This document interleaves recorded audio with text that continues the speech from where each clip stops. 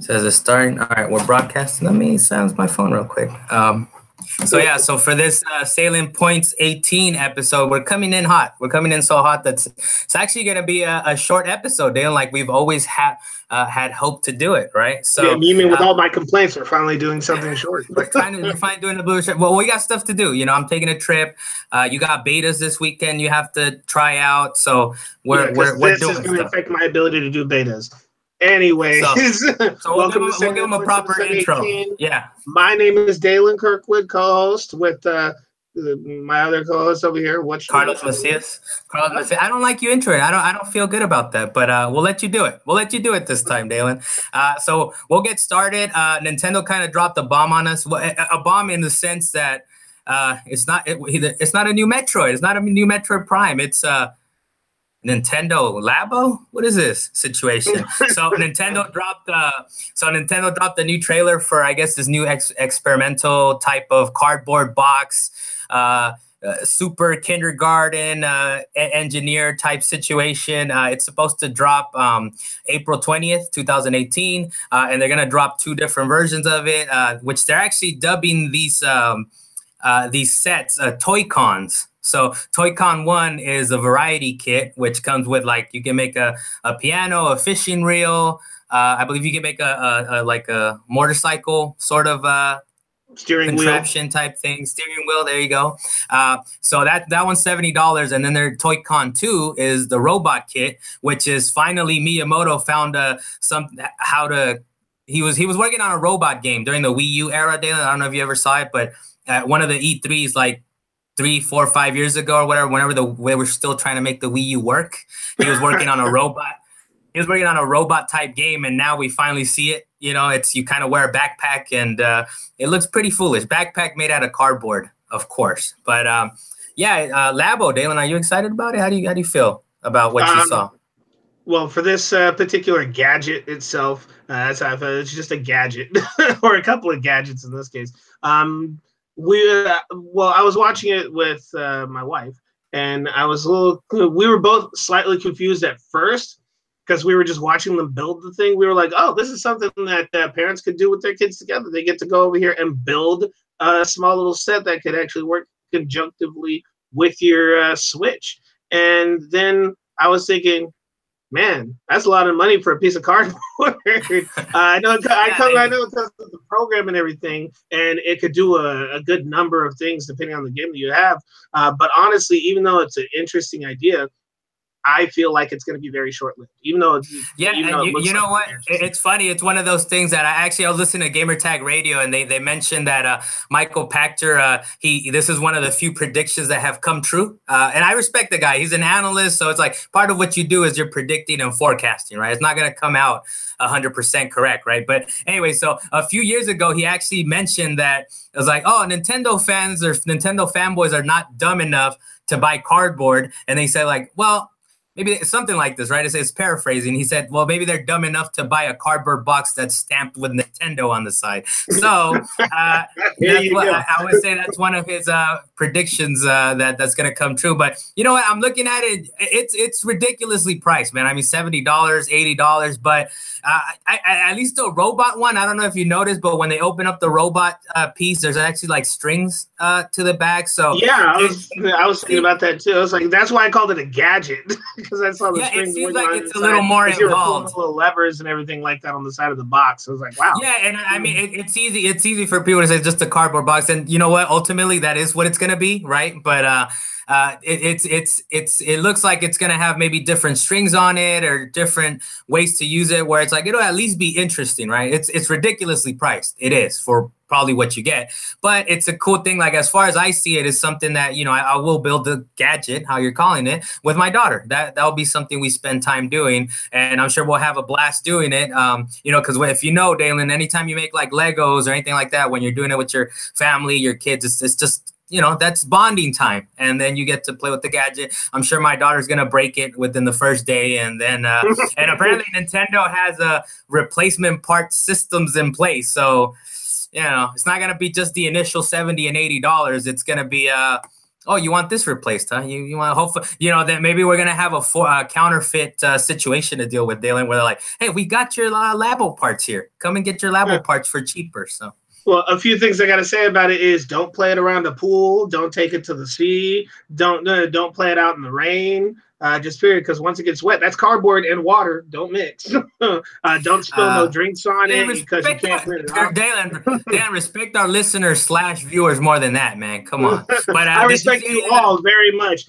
Just don't spill anything on it. Just remember. Did you see any of the memes coming? Come out there? Like they even showed one one of my favorite ones that I've seen is the one for the Simpsons. The Simpsons where they have a battle.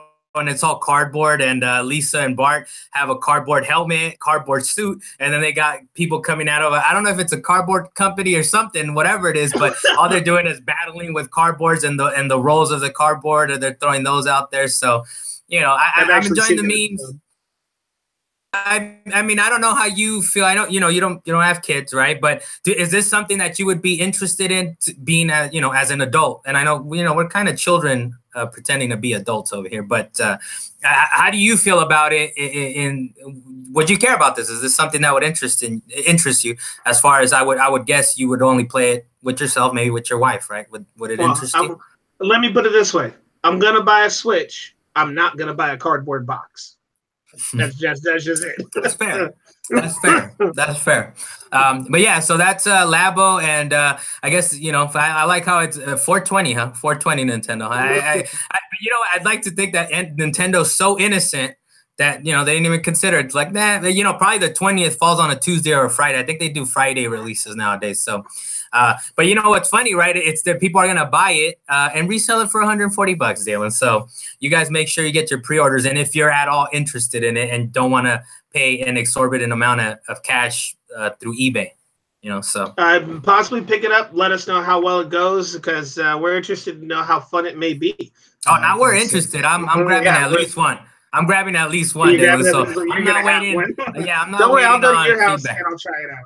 I'm not waiting on feedback. I'm not waiting on what people say. I'm grabbing at least one, possibly two. You know what it depends on is if Best Buy will give me a 20% off. That's what it's going to depend on, Dalan, because I don't know, man. It should depend on whether or not it's actually functional. First, figure out if it's functional before you end up buying a second one. Period. Yeah, we'll see, man. We're suckers. Like Michael Pacta says, like the Nintendo fanboys are dumb enough to buy a cardboard box with Nintendo slapped on the side of it. So, what else do we have, Dalan? My next piece of news is very recently it started flooding its way into the internet. I kind of noticed as it did that it kind of opened up some gates. But earlier this month, or I can't even say earlier this month, just Eurogamer said, according to some sources, a project is in the works for a brand new high-budget Fable game, which is kind of nice, because I was a big fan of Fable when it first came out, or at least when Part 2 came out. I didn't know about 1 until it was too late.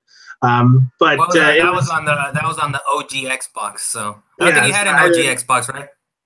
No, I didn't have an OG Xbox. That's why I missed out on it. That humongous box with the Duke controller that apparently is making a comeback too. So I'm sorry, I interrupted, Dalan. I apologize. Anyways, well, this whole thing started as a particular rumor, as someone posted a thing on Xbox Live in one of their packs saying that they saw some information for these games and just had it on their wish list that these games would be full-fledged games. So they ended up mentioning Fable. A possible Fable game being made by Playground Games instead of the original company that ended up getting shut down some years ago. Yeah, it was Lion Gate, and it was with what was it? Peter Molyneux, I believe. He would always give gamers like the biggest expectations, and then we'd get the game. It was like, wait, this is Spore. Like I don't know what this is. So so it's a different company. Actually, for that.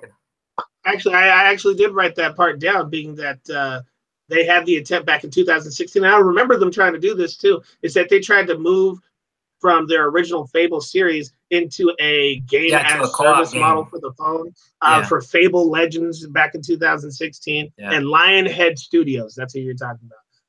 Yeah, they ended up getting shut down because of that, so that was kind of sad. But with the small packs that were actually shown on Xbox Live, they were thinking of they brought up Fable, They also brought up a possible Perfect Dark in third person. Of Forza Horizon 4, which is a part of a Japanese set instead of an American set. But let's hope we see light of day for both of those, because they have another open world game that's also in the works. And another one was a possible Mech Assault. So we don't know if that's actually going to come back. Oh, really? I didn't Mech Assault, huh? And this is all based on things that they saw through Microsoft's database or somehow sneaked up online, right? I guess it's... Yeah, okay, when it became a rumor, it kind of flooded out. People asked about it, and then it ended up on Eurogamer. What is the closest thing to concrete that you saw? Because I gave you the story to look up. I know it was rumors. What is the closest concrete thing? Then it's the Fable thing that we should be seeing another Fable. Yeah, well, the closest concrete thing is actually the Forza one. But the other one that makes Fable, I can't even think of the word right now, makes it a believable story in this case, is the fact that first, Eurogamer ended up actually printing an actual article, or at least a small article, saying that the game is going to be a story and character-focused open-world action RPG. That was rumored to actually be made by that other company, Playground Games. Another thing being is that the Fable co-creator actually gave a statement. Simon Carter, he told Eurogamer he had slightly mixed feelings about it. On one hand, it's great for the UK games industry, and very pleased to see Fable isn't dead.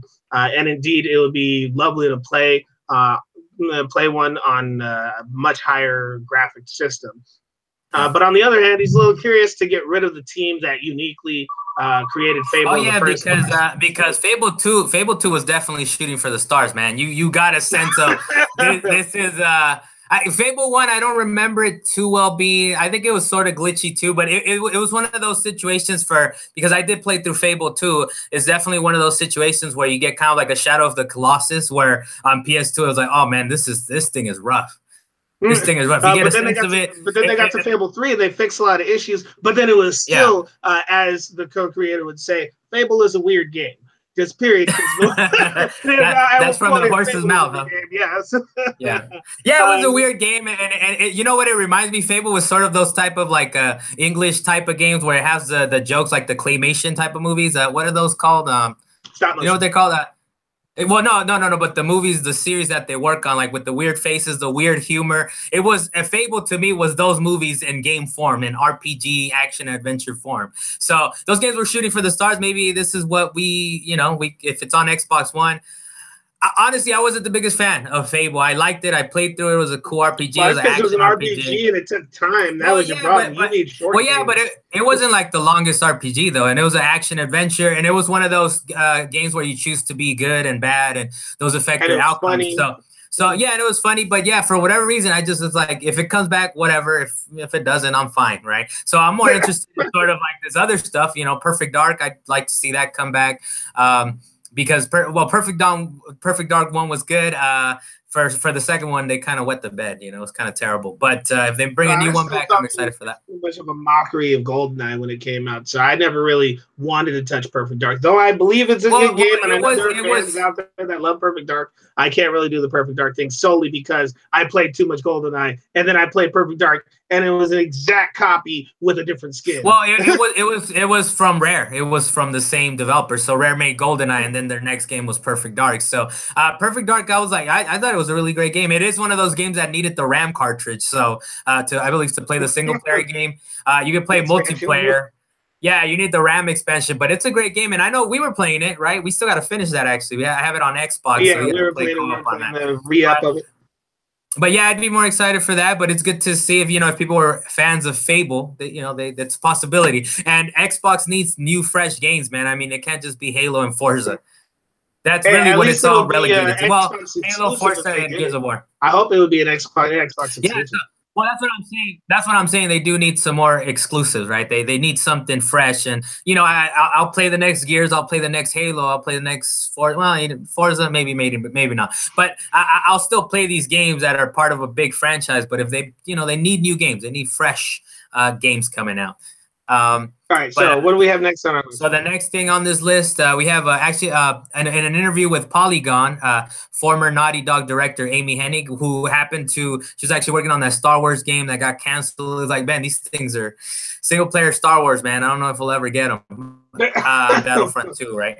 But anyways, a quote from Amy Hennig was, she, they asked her if she was talking about single player games, linear narrative based games, and she said, there's also this trend now that as much as people protest and say, why are you canceling a linear story based game? This is the kind of game we want.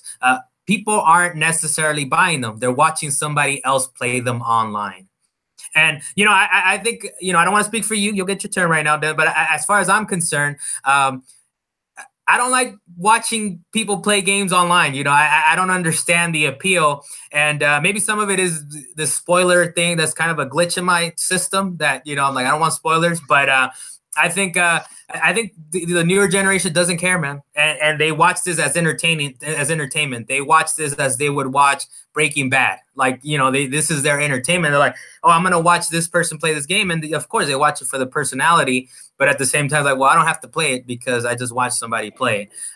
But that's gonna cut into profits of a single player game, and people's developers and publishers want to make these things, because if you're just watching them online, if only 10,000 people buy it, right, and it's all YouTube streamers, then it's like, well, they only sold 10,000 copies, and now their other potential audience is like, well, they watched it online, so they're definitely not gonna buy it. But the thing is, I know I found out why people, or at least why a number of people would actually just watch it online versus buying the game, being that I have a cousin who does not have the system for the game that it's going to come out on, and he wants to experience the game. So instead of going to buy the system and buy the game, he'll just watch somebody else play it and still get kind of the same experience. He realizes. How old is your cousin? Trying to figure out how old he is right now. 27, 30s? 27, Okay. 27, 28. He's not that much younger than us then, so but maybe he's still of a closer to the YouTube generation than we are. Yeah, he's still closer to that generation. But the fact being is that he would watch these videos because he doesn't have the ability to play the game, or he doesn't have a friend that actually has the game, so he'll just watch it online and get close to the same experience. And again, as I was saying, is he realizes that he's not getting the actual gameplay experience. So when he sees somebody else has the game and he has the chance to play it, he'll still pick it up. But by that point, he's lost the need to really buy the game because he already knows everything that happens, which is frustrating to me. I think we're on the same page as this, is because we know it's not the same thing. The experience is not at all the same thing. One thing is you're actually there, you're making the mistakes, or you're actually making the progress, right? But it is something that developers and publishers have to contend with, man, and have to understand that people's it's not even understand though. It's as simple as this, Dalan. If we're not buying single-player games to the amount that they need to, they're just not going to make them. They don't have to understand anything. They understand that the behavior is what they understand is that people watch these games online. Only, let's say, 1 million people buy it. Half of them are streamers or whatever you want to call it. That's not enough to keep this type of game afloat. So, when people complain about loot boxes this and loot boxes that, is like, you guys are not even those people necessarily complaining, but a lot of people are just watching them online. They're eating their dinner, they're eating lunch, and they sit down and they watch half an hour of Uncharted being played or Gears of War or whatever it is. So this is the reason that we see loot boxes, and this is the reason that we get kind of put to ham-fisted multiplayer modes where it's like, this didn't need multiplayer. They could have used those resources for single players. Like, well, no, they needed to use those resources for multiplayer because they could check that off on the box, right? This has multiplayer. Yes. This has co-op. So, it's an interesting shift. I hope that, as gamers, as quote unquote hardcore gamers, I believe me and you are, right? And if you don't think we're hardcore, that's fine. I don't care. At least at my end, right? But that's fine. We're hardcore in the sense that we love single player games and we play all types of games, right? So, and we grew up in an era where it was a lot of single player games and narrative focused games. So it's one of those things that we also probably have to come to the realization that AAA narratives, linear, single player, whatever you want to call them, are probably going to go away. You know, in way of a co-op. The closest we'll get to it is probably co-op. You know, co-op. Hopefully they throw in some story, but you know that's the closest we'll get to some sort of narrative experience. You know, like a Destiny, or actually, maybe I even can't like a even Metal say Gear all Solid. that. I can't even say all that because even though people are buying first single player games as much as they used to, or at least not according to the areas that they're actually sending these video games to, they just need to find their demographic and actually pander those. No, but the demographic really, is no longer there. But But the there's demographic is plenty. no longer there. That's the It thing. is there. There are people that are No, out it's there not. doing nothing but playing JRPGs. How about this? How about I'll put it to you like this, Dan, just to kind of sort of simplify, right? We're in our 30s, right? So we grew up with that type of experience. There's 5 million of us, 6 million of us, right? So these games are getting more and more expensive, and they're still getting sold at $60. You know, and you know, think about inflation. Think about we want better graphics. And it's like there's still 6 million people, whereas people that play online or multiplayer is just expanding and growing and getting bigger. And one of the points I can make is the Overwatch League. Man, people are tuning into this thing. It's like 500,000 people tuned into this. So it's one of those things where it's like we just, you know, it's going that way. And you know, I mean, I don't think single player games are going away completely, but we have to realize that they're not going to spend the same amount of money. If we want to enjoy our single player narrative, we're going to have to deal with AA games, you know, or shorter games like, you know, a Hellblade, where they really only need to sell 5 million copies to us. And they'll still make their money back, but we're going to get shorter games if we want better graphics, longer, quote unquote, crappier looking games if we want to keep going down that route. And you know, it's an unfortunate thing, but it's a reality of it, right? And then the important thing is we'll always have Destiny. Well, I'm also pretty sure that at some point, or at least the way that I feel that it's actually going for any video game genre, is that there's, as time goes on and as our generations change, that there's a shift. Like there's this whole shift back and forth, because I know that when it was back in Atari and old school games, Super Nintendo, things like that, they didn't have too many one-player games. They had small party games, and then they started shifting towards one-player games. Now we're shifting back towards party games, and I think it's just going to keep doing this whole shifting thing. So even though right now the single-player RPG element is actually low, I'm pretty sure sometime in the near future, at least maybe even a generation down, when companies start making really good single player games again after the stagnant of a whole plethora of single player games has already gone way behind us, they're going to be like, all right, let's bring back single player games, and then everybody's going to be amazed, and they're going to start doing that. Yeah, I honestly don't think we're going to come back. I think that sometimes you get to a point of no return. You think it's going to bounce out? No, not bounce out, but like I said, we're going to have to just accept that, because there's always going to be some nostalgia, even with movies that come out now, right? There's still, you know, like a few years ago, that movie, The Artist, came out. I don't know if you remember that movie. It was like a black and white movie, sort of a dancing type of movie. It's like that harkens back to the 1930s. So we'll still get a nostalgia, or we're still, you know, who will get the big experiences from is platform holders. So as long as we continue having a strong Xbox or a strong PlayStation, or at least them going at each other's necks, they'll offer up good experiences. I think that's where we're going. We're going to get the good AAA single player experiences from Sony and Microsoft, because to them, it's like it's profits to kind of encourage people to come onto their system. But third parties, man, they're trying to maximize profit as much as possible. So, you know, Overwatch is on PC, it's on PS4, it's on Xbox. It's like, this is how we're going to do it. And a crossplay if possible, you know? So I think we'll keep seeing the big name AAA graphically intense games on you know, first party. But other than that, I think we're just going to have to deal with smaller games. But you know what? We'll return to it, Dalan. We're trying to keep it short. I do like what you're saying. I understand what you're saying. I can see what you're saying, but you know, for me, I disagree, and this is what it's about, right? You're making a fair point.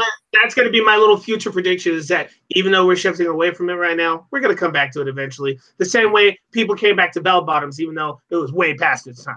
All right, so next. So what do we have? What do you have next, Dalan? Well, at this point, we have a small discussion that we were going to have. We'll try and make it as quick as possible. Being that we recently tried a couple of betas, the ones that recently dropped. I know some of them were very short-lived betas, but hey, we tried them nonetheless. What's a beta? They're all short-lived. They're all short-lived. Well, some of them shorter than others. Like we had like 1 day to play. So there was Dragonball FighterZ. That was one that we tried, and then we also tried the Dissidia NT Warriors game. So First one that I'll actually get into is the Dissidia game.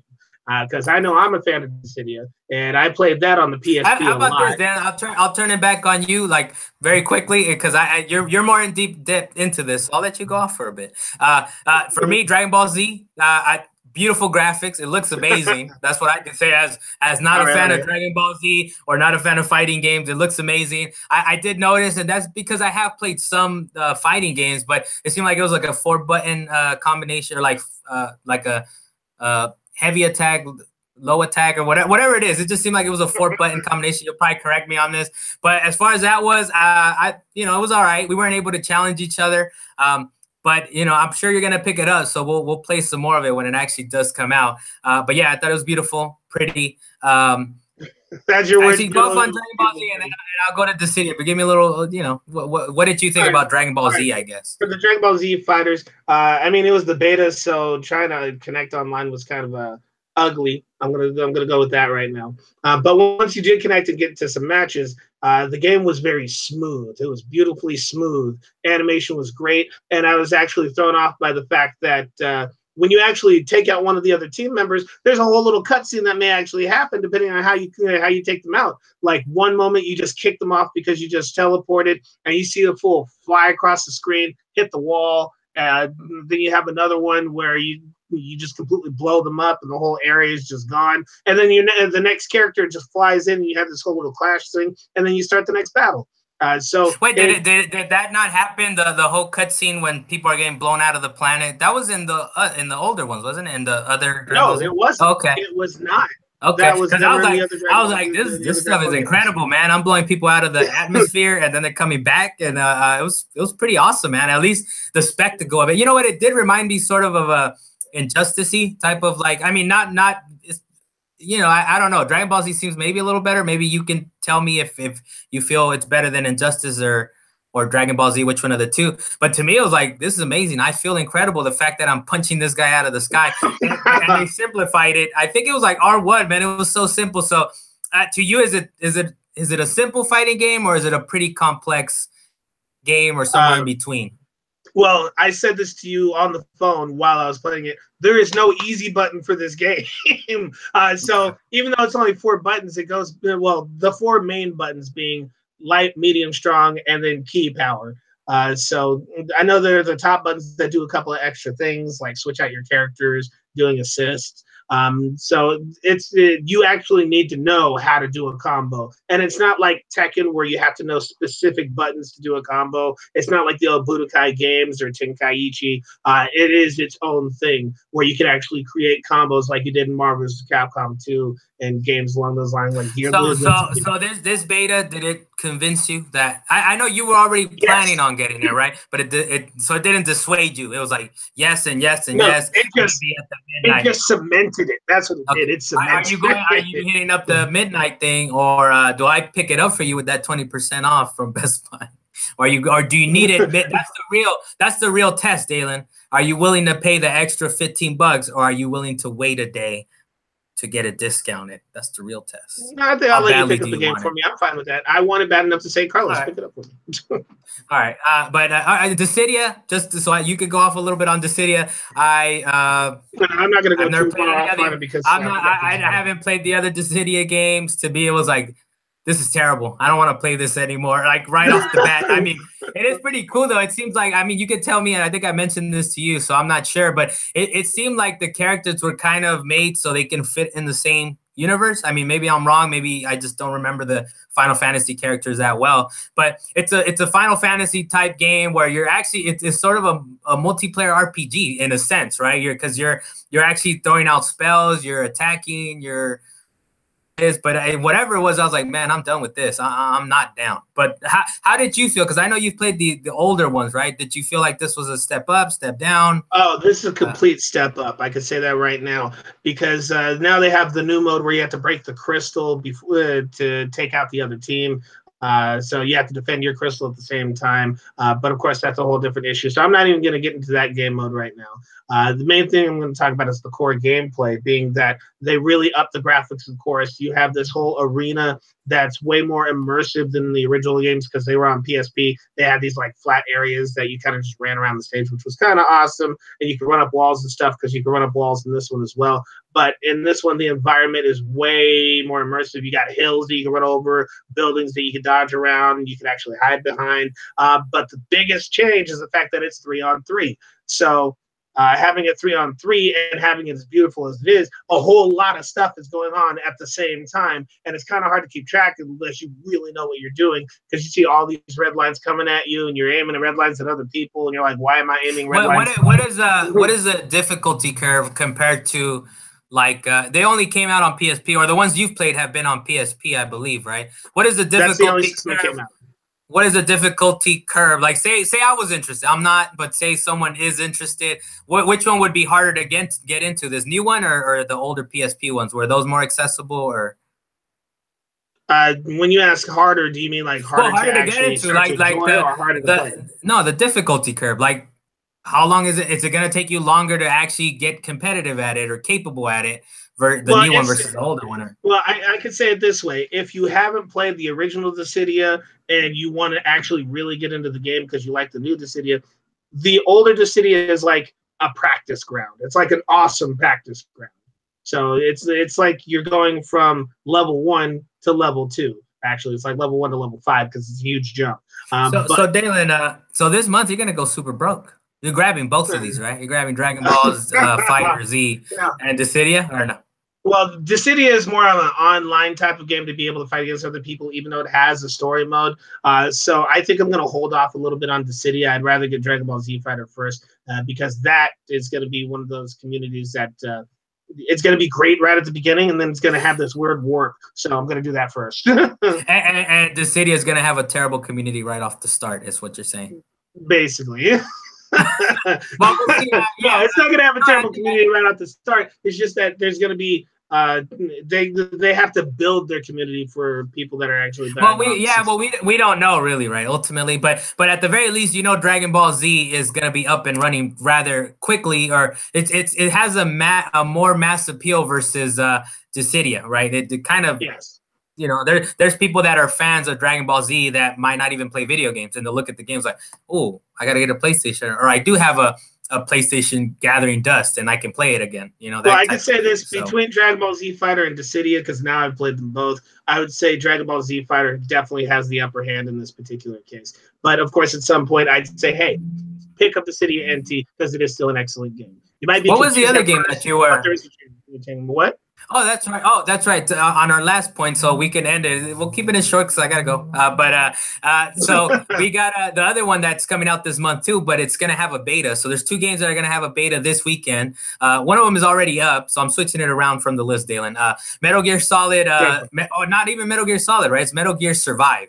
Metal Gear Survive, the co-op beta is live right now, January 18, and it goes to January 21st. So you guys have about 3 days to kind of get in that co-op action. I'm leaving for a trip. I'm going to Chicago for the first time in my life. But Dalan, I hope you get down with it and you can come back and report on the Metal Gear Survive beta. I'll make the attempt. And the good thing about this one is that there's no PlayStation Plus required. So, if you don't have a PlayStation Plus, you can still get down. I mean, they're saying it as a co-op game, right? So I think it's kind of cool. And there's very few games that have been able to get away with this where you don't need PlayStation Plus, but this is one of them. So that January 18th to 21st is the Survive beta. And then the other one that's going live, and this is what you're probably going to buy, Dalan, or this is one of the other things that's going to make you go broke this month, I believe. Monster Hunter World, the final beta is this weekend, January 19th to January 22nd. The preload is up. The third beta, final beta, contains new content. Players get to battle the game's terrifying and challenging flagship monster, Ner Gigante. I'm going to say it in Spanish, so I don't know how they pronounce it. But Ner Gigante, and that's on top of other missions that you could still go back and play. Great Devourer, Great Jaguars, Wildspire Rampage, and the Ancient Forest Menace. So, you're getting down with both these betas this weekend, right, Dalan? Definitely getting down on one. The other one, I got a good sense of it, so at some point I'm definitely gonna be picking a Monster Hunter. Which one is that? Monster. So the one you'll get deep into it might be Metal Gear, not so much Monster Hunter. Well, I'm gonna try the Metal Gear one, and I'll go back to test Monster Hunter to see what they did with this particular beta. Because for the first beta, it was just a couple of missions, and we didn't really get a lot of. By the time we got to the beta, we didn't really get a chance to really get into it. So I might have more time this weekend to do that. All right. Well, yeah, next week, and we're trying to get a proper schedule. Like people are like, you guys on Thursday. Well, if people care, they'll be like, this is on Thursday release. You guys are live on a Thursday. Care. But so we're trying to get a schedule going. I know I'm taking some classes. Dalan, you're taking a class, right? So we'll figure out when we could get it going. But thanks for joining us for the Salient points number 18. I'm again your host, Carlos Macias. I took it back, Dalan. I didn't let you end it. Your host, Carlos Macias. I noticed. You can find me at aduseclean.com. And Dalan, where can they find you? Dalan Kirkwood.